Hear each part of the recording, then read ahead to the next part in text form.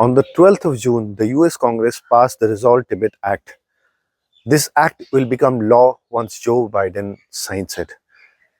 This signing is expected to take place soon as the Dalai Lama is on a visit to US for some medical treatment.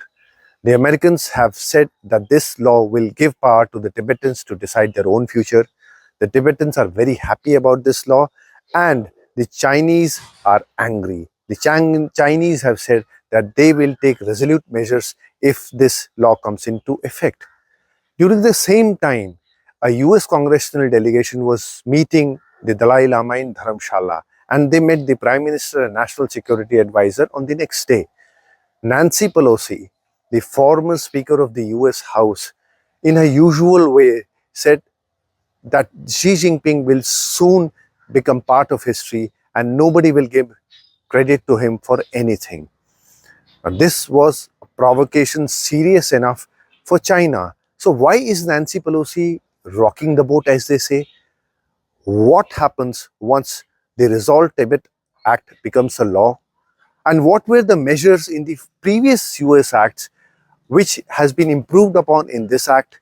Is this act workable on the ground? What will Dalai Lama do if this act becomes a law? And what message does Xi Jinping convey when he meets the Tibetan community in China?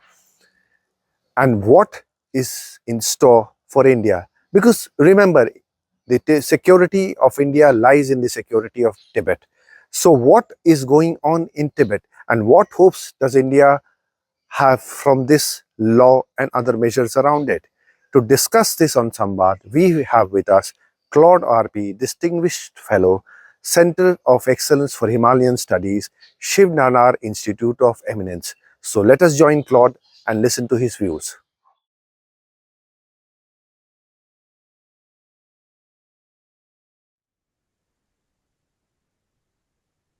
So welcome to Samvad at Mayank, Claude.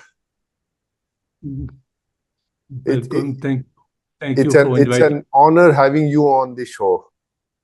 It's an honor for me also. So thank you. So we'll start right away. And the first question, this bipartisan bill passed in the US Congress, the Resolve Tibet Act. Now, this has raised a lot of expectations on one side and angered the other side.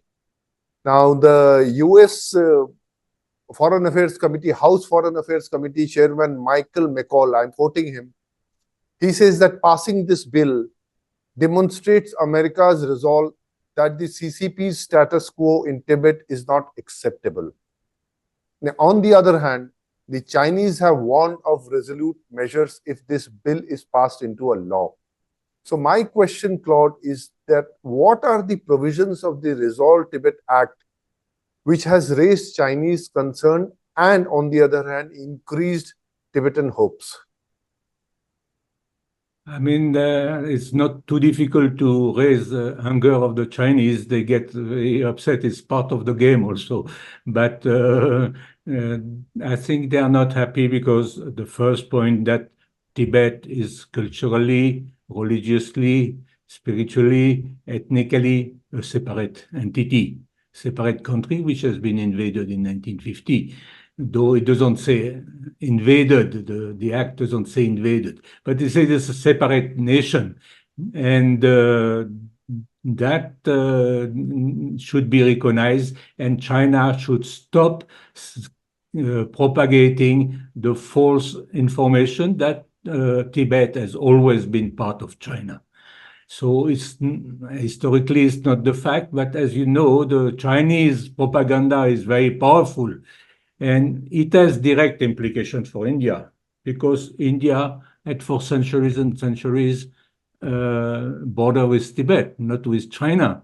It's only since 51, 52 that India has a border with China, because Tibet has been invaded. And that border was a peaceful border. There was no police. Today, how many lakhs of soldiers are posted there? Just in Ladakh, Eastern Ladakh, 60, 70,000. So that is implication for India. Though India is never very vociferous about it, though it should, but the McMahon line which defined the border between India and Tibet in the east, in the eastern sector, in Arunachal Pradesh today, has been signed by the Prime Minister of Tibet and the Foreign Secretary of India in 1914. So if you say that Tibet has always been part of China, it means Tibet was not allowed to sign that agreement. While during that Shimla conference, during 6 months, the Tibetan plenipotentiary, the Chinese, Ivan Chen, and the Foreign Secretary of India sat at the equal level. It resulted in defining that border. So that is very important for India, that part of the act. Now, another part is about negotiation, to open genuine negotiation with Tibet. That's difficult today, in my views. Of course, as you say in the introduction, that the Tibetans are very happy about it. Dalai Lama have been asking for it, but what does it mean, negotiation today? I slightly differ from many of my Tibetan friends because I've followed closely what has happened in Eastern Ladakh. The 20 rounds of talks is not easy to negotiate with China today. And not only that, I mean, in India has a muscle, India has reinforced its position, India has developed infrastructure in Eastern Ladakh, but still China refused to give back Depsang and Demchok. So my point is that Tibetans have not the muscle. They have goodwill of many countries like the United States or some European countries, but they don't have the muscle to impose on Xi Jinping. Now, negotiation would be if suppose Beijing, Xi Jinping accept to give some genuine autonomy, it would mean that they would have to give the same probably to Xinjiang and Inner Mongolia. That would be 2/3 of the Chinese empire going out. And what type of autonomy? If he keeps defense and foreign affairs, it means for India it doesn't solve the border issue because border will remain with the central government of China. So this make it very, very complicated in the short run. We don't know what's going to happen in China. I think China is in one side is very powerful, but on one side is very weak also. And we could speak later about that. But because of the economy after COVID, the fact that many big industry are leaving China, the fact that many thousands and thousands of rich Chinese are leaving China, the fact that Hong Kong, the one country, two system, has been a terrible failure, should be also an indication for the Tibetan that right now negotiations are difficult and may not succeed. And finally, I must say that if they succeed, there is no guarantee that China will keep its words, because Tibetans have discovered in 1951 with the 17 points agreement, India has discovered in 1954 with the Panchil agreement, and later on, more recently, in 93, 95, and 2005, 2010, with the border agreements with China. China is not always keeping its word. Very often, China is not keeping its word, and it's creating more problems. So even if today there would be an agreement between Dalai Lama, who is getting older, and the central government in China, there's absolutely no guarantee that it will be implemented. That is my views, but I acknowledge that this new act has brought a lot of energy, which an issue which was dormant, particularly in India. But Tibetans are very happy, excited about it. That's good. That's bringing a lot of energy. And let's see what happens after.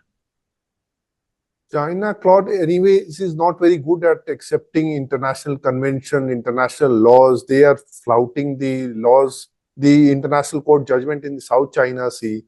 So they're not very good at it. So how does the US propose, in your view, how does the US propose to counter what they call is the falsification of Tibetan history? How does the US plan to do that? How the American are expecting the Chinese to follow this? Yeah, I mean, how will the US implement it on ground? Because on the ground, the Chinese will simply refuse to accept it. On the ground, there's no chance to implement. And China's today is not China of 10 years ago, of 20 years ago. China is that's why they are ready to take on the United States. You see, when Deng Xiaoping came in the end of the 70s, beginning of 80s, he said, keep low profile. He advised all the Central Committee and the Standing Bureau, the Politburo, to keep a low profile, to build time, to build up. Today it's totally the opposite. China is very vociferous. You have the war warrior in the diplomacy circle. So China today is not ready to be bullied. Is not ready to be bullied for its position in Ukraine or for its position with Hamas. China is very different.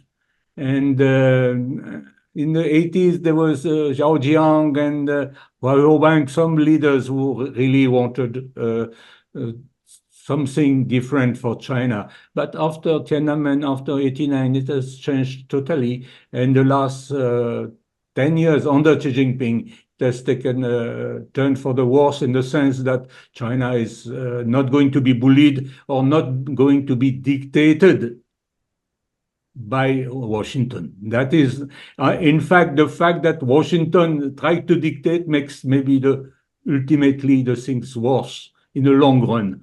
But we don't know. That's part of the game because ultimately it's a game. But implementing on the ground, there is no chance. You see, for example, one of the previous act which was passed by the Congress and the Senate, they have banned some of officials to go abroad, and they said they will be arrested. In the list, there was Wang Zhongshen, who is the party boss in Tibet, in the Tibetan Autonomous Region, is the most powerful man. And about a few months back, he visited Nepal. He met absolutely everybody in Nepal, all the president, the prime minister, the speaker, and even the opposition. And he signed important deal which are not too good for India with the Nepal government. Later on, he went to Sri Lanka. He met the foreign minister. He also went to Singapore. Nobody has issued arrest of, asked for his arrest. Even the Americans have kept very quiet, though he was on their list of people who were banned to travel. So implementation is totally different thing. It's very difficult today to implement, except for to stop the Chinese propaganda. And it's where India also could join the United States. All the propaganda stating again and again that Tibet has been part from the Chinese Empire from immemorial time is wrong, and it should be demonstrated. And it's not too difficult if using the historical records that India has, that other countries have, to show that it was not that it was not so. So I think this part should really be pushed and can be pushed and implemented. The other part is more difficult. So we had two other US acts before this Resolve Tibet Act. That was the Tibetan Policy Act of 2002 and the Tibetan Policy and Support Act of 2020. So how does this Resolve Tibet Act improve upon the previous two acts, and how effective were those acts when they became law? I think it's more a technical thing from the U.S. Congress and Senate to club all these acts together, and they have done very minor change in the two previous acts. Only interesting part that they have defined what is Tibet, what is the geography in Tibet, which include not only the Tibetan Autonomous Region, but all the autonomous prefecture which are located in Qinghai, in Sichuan, in Gansu, and in Yunnan. I think otherwise it's more to incorporate these two and put it on under one banner. I don't see any implication also for India of these things. Is something purely for the American that to deal with and to see in what is interesting for them. But that's all.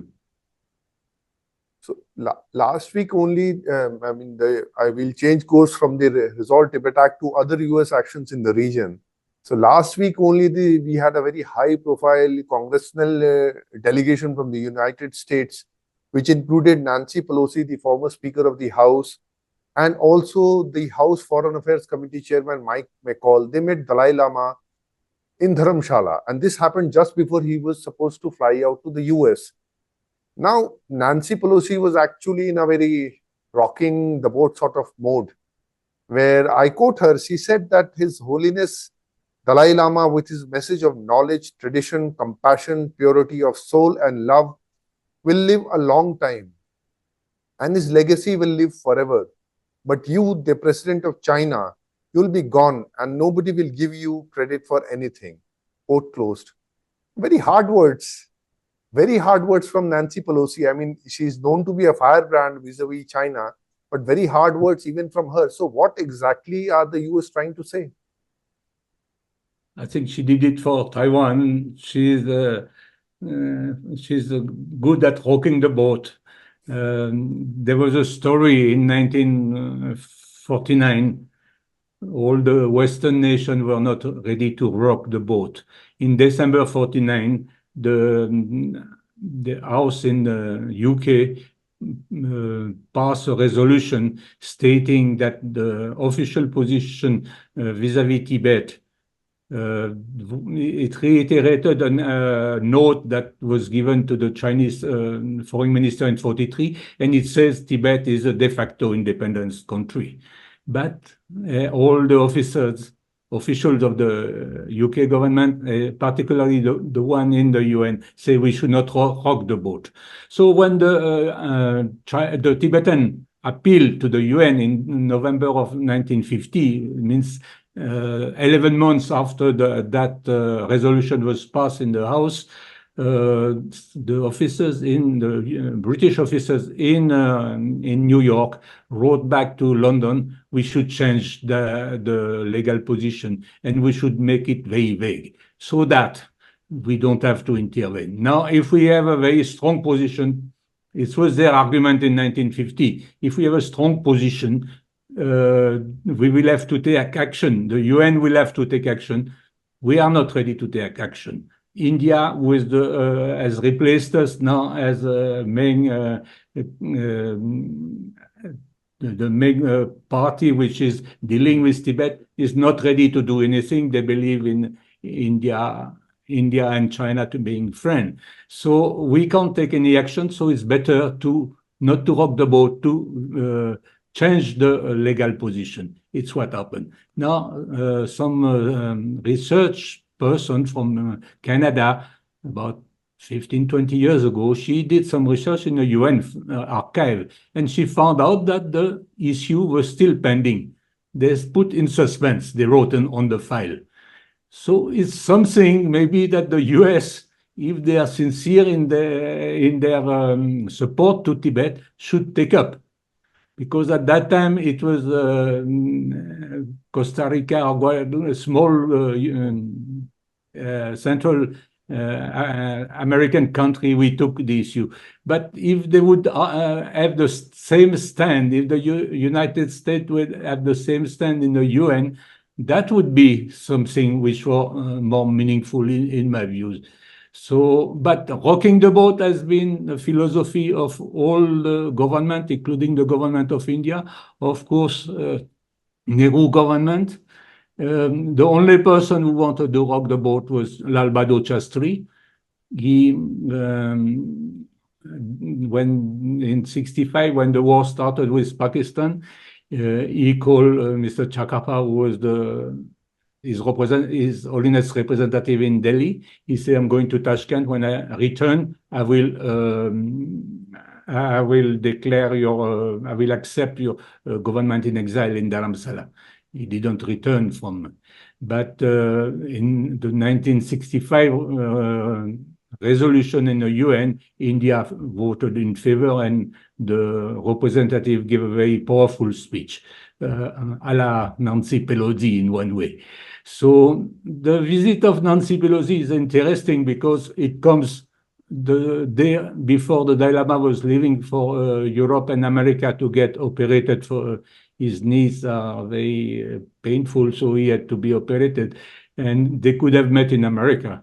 But if they met in India, it has also a message. It has a message from Washington, but also a message from Delhi that they obviously gave the green light for that visit in Dharamsala, including meeting the Dalai Lama, including meeting the local deputies, and including meeting the oracle, Nechong oracle. He had a special trance for Nancy Pelosi and her colleagues. So that was something special, and something even more special. The next day, the same delegation was received by the Prime Minister, and the NSA, Mr. Doval, was there.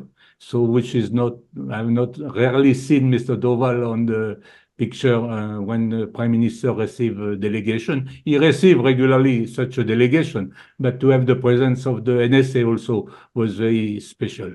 So does it mean a change in policy? I'm not too sure. We will have to wait for some time to see, but that was really something special happened for Tibet in the few days time. I believe the Dalai Lama has received a massive reception in New York City. Is that correct, Claude? Yeah, some video appeared today morning that he had a grand reception when he arrived at the hotel. There were several thousand of Tibetans waiting for him to wish him well. I think a lot of prayer meetings were organized also for supporting him during the operations. And but it shows something also that there's more Tibetan now in the United States than in India. That is one of the tragedy I find from India's side. It's a tragedy that the fact that many Tibetans are leaving, migrating to the United States or to France or to UK or Switzerland. There used to be more than 1 lakh, 1.2 lakhs of Tibetan refugees in India. Today, it's something like 65. We don't have the official figure. The census has not yet been published, but it's about half of what the number of Tibetans today that it was 20 years ago. So that's not good for India. I think India should look after the Tibetan refugee better, should provide them more facilities, should provide them citizenship if they want to have Indian citizenship. There was a rule that I think those who are born before 86 or 87 could apply, but they should be provided to all the Tibetans. They should have access, for example, to teaching in Indian university. Today, if they are only Tibetan refugees, if they have only their refugee card, they can't teach in a BHU or anywhere. I think the government of India has to do more, and it would be also a message for China. India has to give more subtle message without rocking the boat fully. You see, the boat is sinking today. So we should do something about it.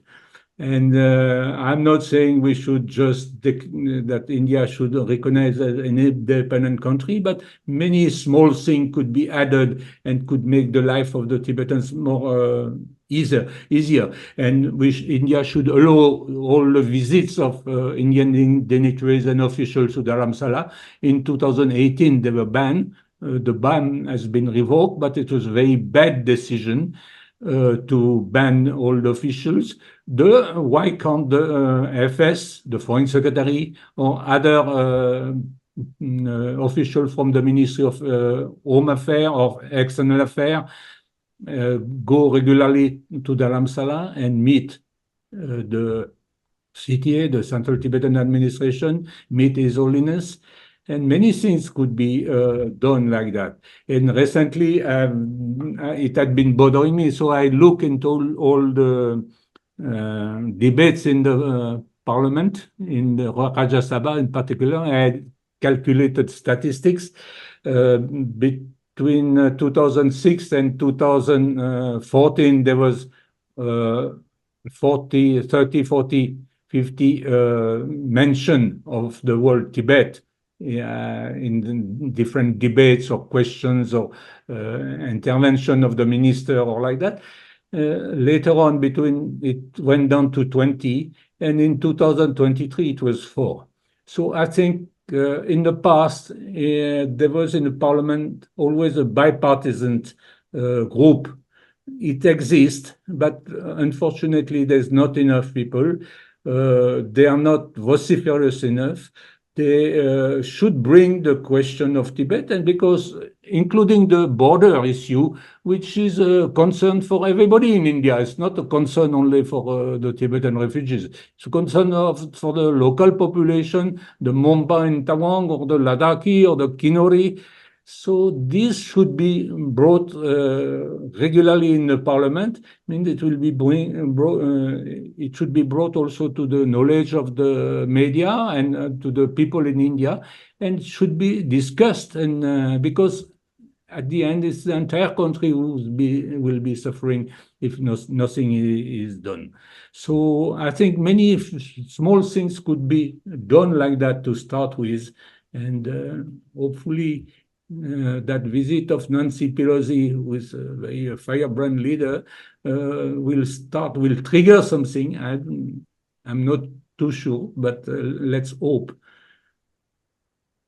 Since we are at the topic of India's relations with China vis-a-vis Tibet, now you have studied the whole spectrum of India's relations with Tibet. So what explains this hesitancy towards using this T word? Because as you said, the word Tibet is not being used frequently as it should be. So what explains this hesitancy policy-wise in the government of India? And do you see any signs of improvement after this US visit? I mean, there have been the occasional congratulatory messages from the Prime Minister for His Holiness, but nothing very substantive. So what explains this?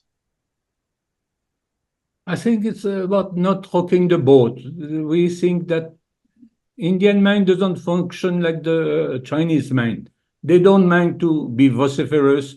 The new ambassador is just here 1 month. He's already said things that he should not have said as an ambassador. And he criticized openly the government of India. Now, Indian mind or India diplomacy will never act like that.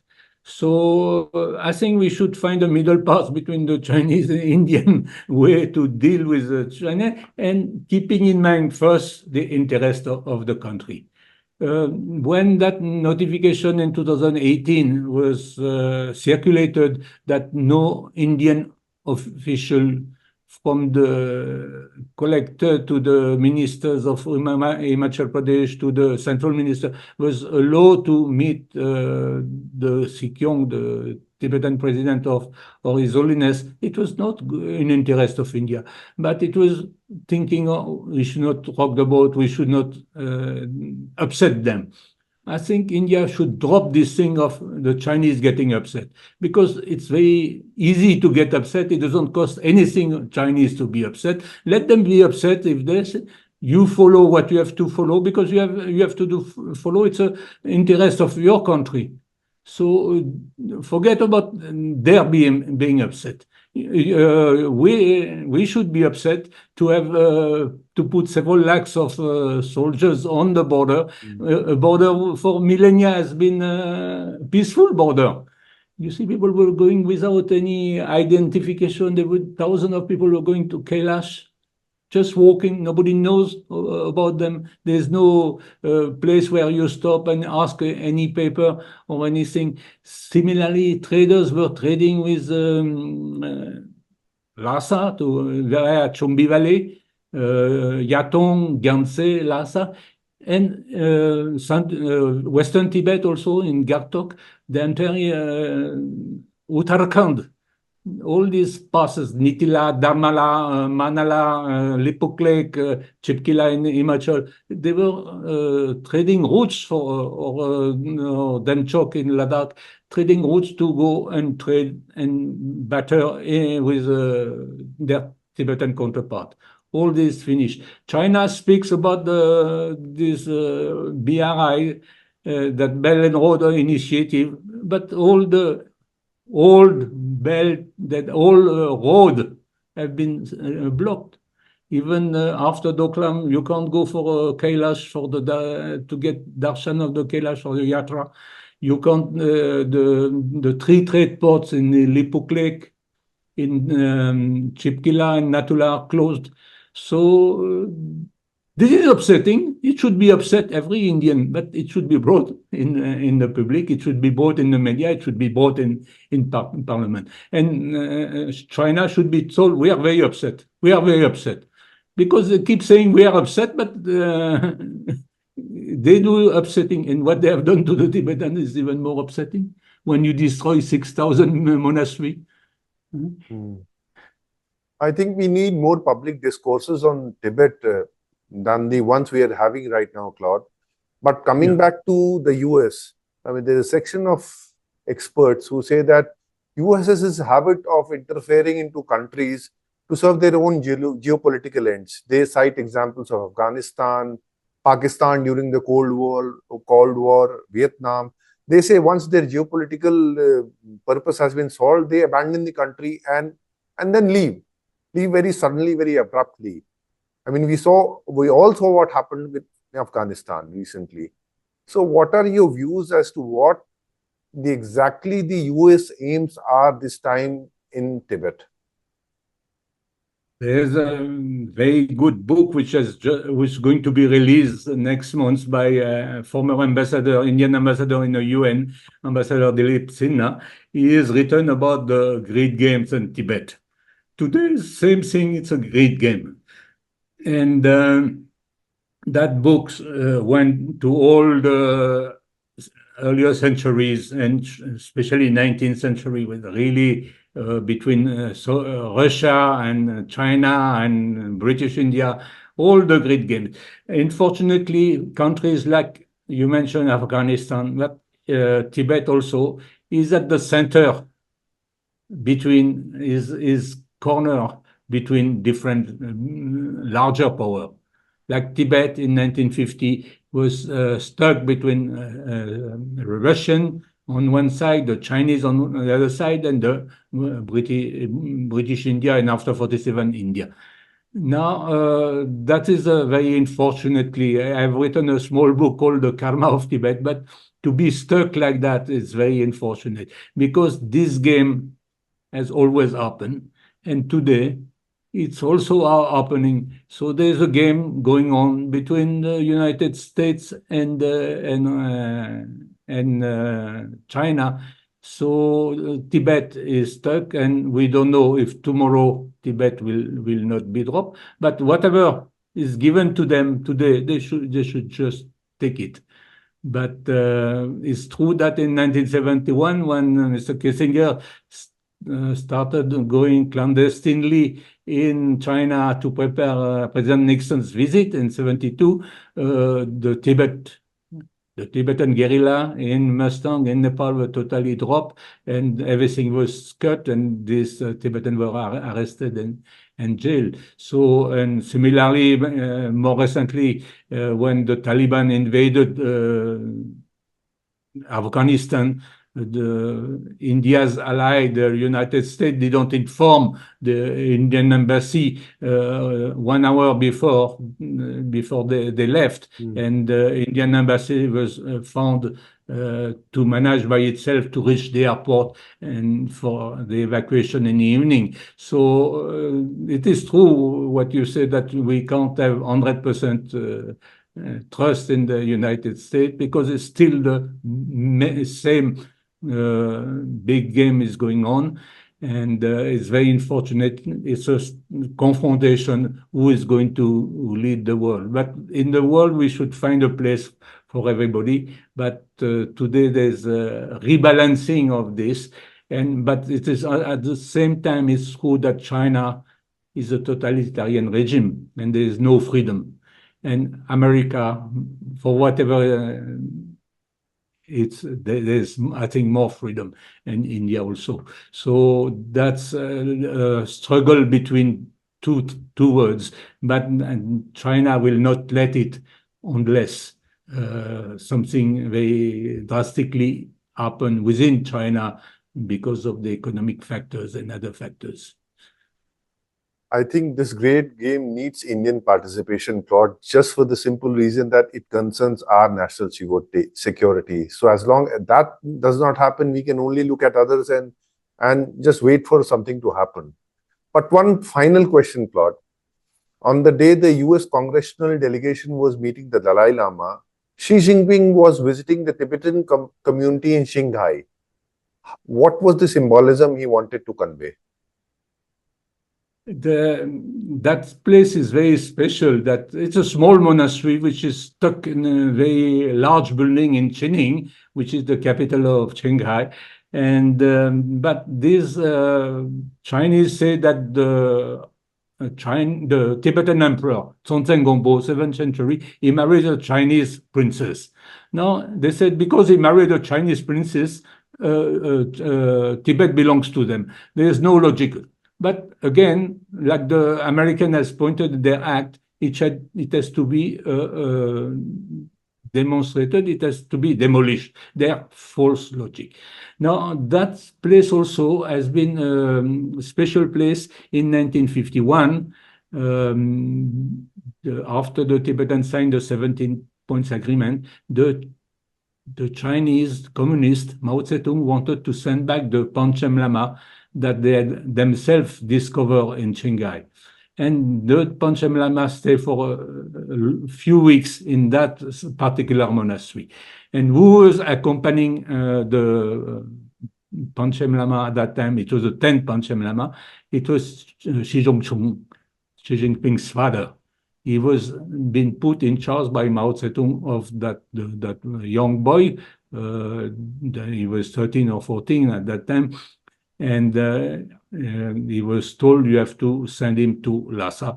It took several months for him to take the Panchen Lama to Lhasa. But it shows that this place, Qining, was outside Tibet in 1951. But of course, the Chinese propaganda will not say.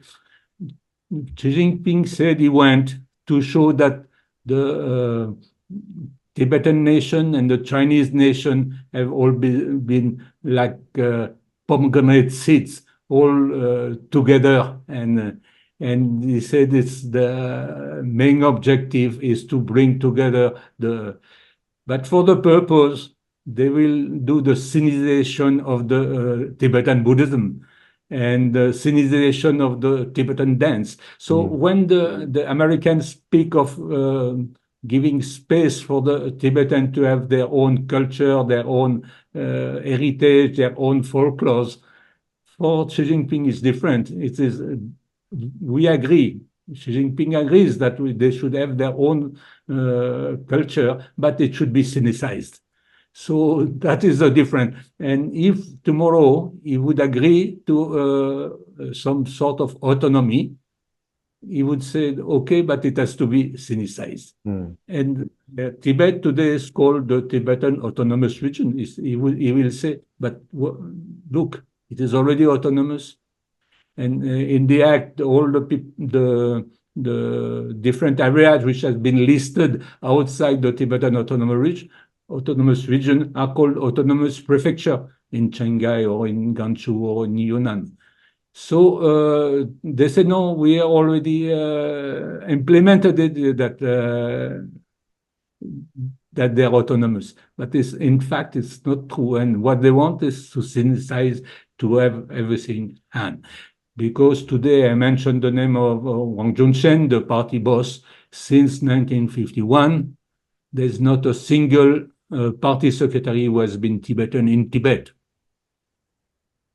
I live in Tamil Nadu. Can you imagine in Tamil Nadu having a chief minister who is from Punjab or from West Bengal or from UP?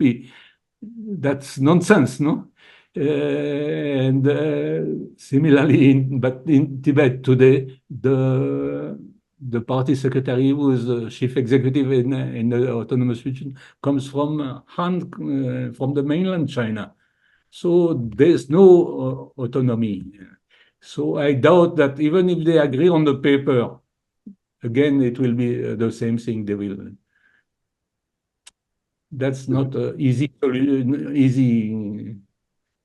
solution to find, but Since we are running short of time, Claude, we would have to conclude that discussion on that note only. But I'll request you to keep coming back to us, because we should be making this more public. People should be knowing about what is going on with Tibet, and free Tibet should not be just be a slogan. I mean, people should go beyond that also and understand the culture and the importance of Tibet for the security of India. Thank you so much yes, for sparing time for us. Thank you. thank you. Thank you.